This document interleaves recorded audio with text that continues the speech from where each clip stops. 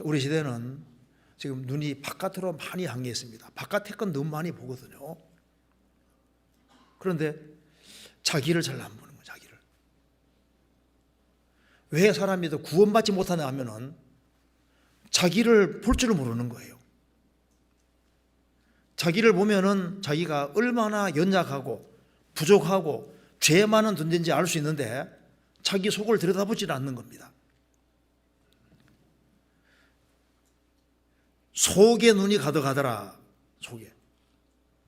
형제의 눈 속에는 티는 보고 너의 눈 속에는 들보는 깨닫지 못하느냐. 자기 속을 보면은 자기 속에는 큰 들보가 있을 수 있는 겁니다.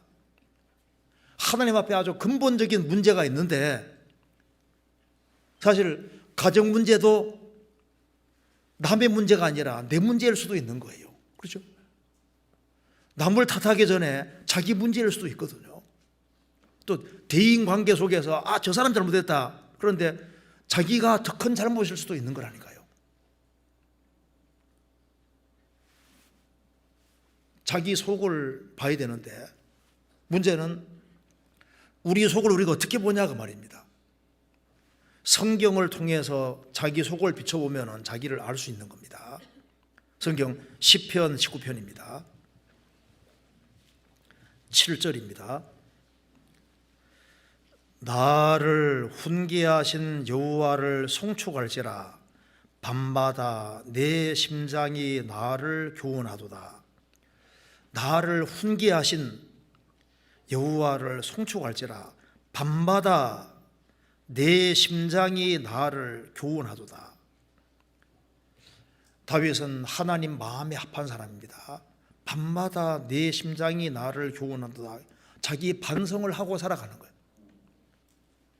하루 삶을 살고 난 이후에 자기를 반성해 보니까 밤마다 내 심장이 나를 교훈하도다.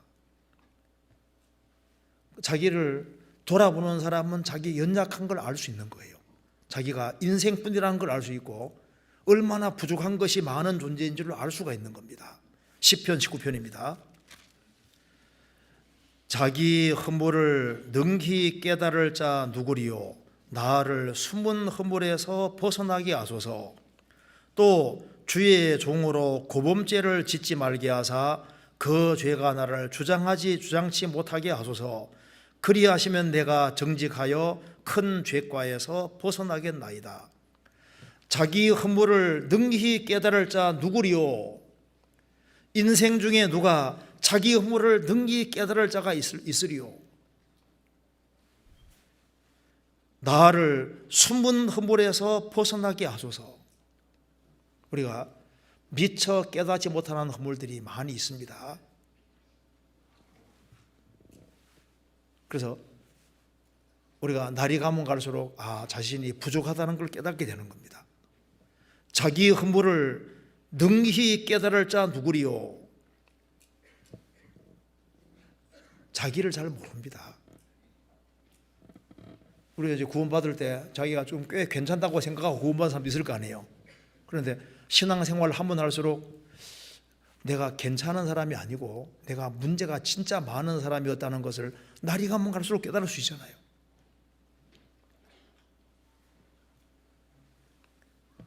자기 허물을 능히 깨달을 자 누구리요. 나를 숨은 허물에서 벗어나게 하소서. 그래서 우리가 숨은 허물에서 벗어나기 위해서 우리에게 성경이라는 게 있는 겁니다. 성경이 거울과 똑같은 겁니다. 거울을 자세히 들여다보면은 대충 보면은 자세히 보면은 뭐 좀 눈에 많이 띄지 않습니까? 자세히. 야고보서 1장 22절. 너희는 도를 행하는 자가 되고 듣기만 하여 자신을 속이는 자가 되지 말라.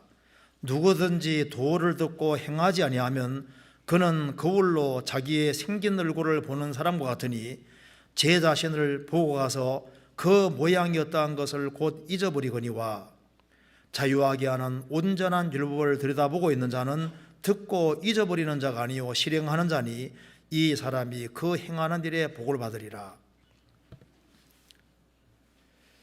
여기에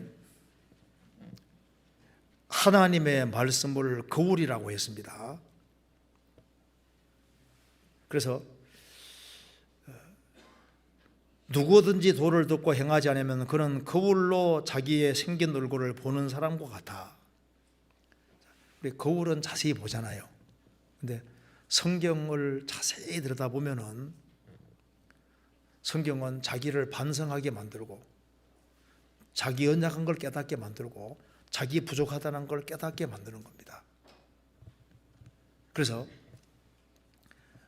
우리가 이제 우리 속을 들여다볼 필요가 있습니다. 그래서 혹시 비판 같은 것이 많이 생기고 내가 좀 괜찮은 존재라고 자꾸 생각이 들고 하면은, 내가 교만해지고 있다 생각이 들면은 자기 속을 쭉 살펴보면은 내가 그렇게 자랑할 만한 인간이 못 된다는 걸 깨닫게 되는 겁니다.